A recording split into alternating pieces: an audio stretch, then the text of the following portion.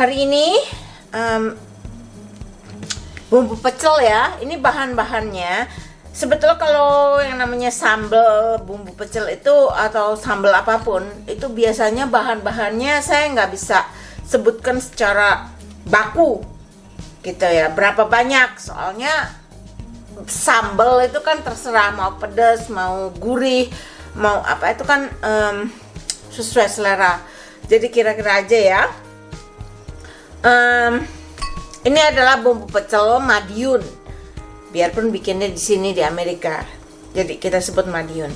Itu ada kacang, ya. Ini kacang, kira-kira 1/4 cup mungkin. Sebetulnya ini opsional karena saya udah pakai peanut butter. Jadi terserah. Saya suka ada geletes-geletes kacangnya, ya. Jadi kacang, peanut butter. Peanut butternya nih kira-kira 2 atau 3 sendok makan. Air asam, daun jeruk mungkin sekitar 4 atau 5 lembar, cabai juga terserah ya, kencur bubuk saya punyanya, ini setengah sendok teh, bawang putih 5 biji, gula jawa, jangan lupa garam ya.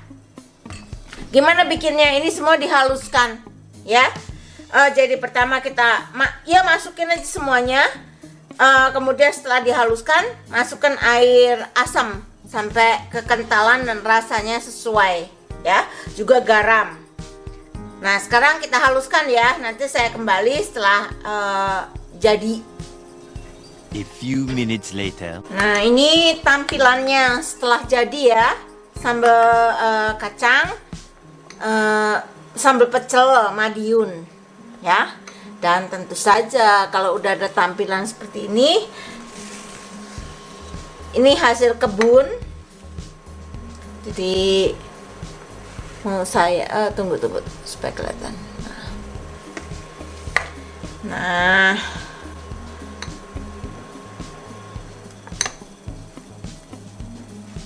serasa sarapan di pinggir jalan Mataram.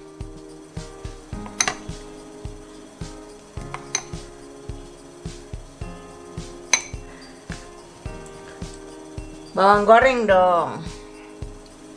Dan tidak lupa telur ceplok yang digoreng dengan minyak banyak.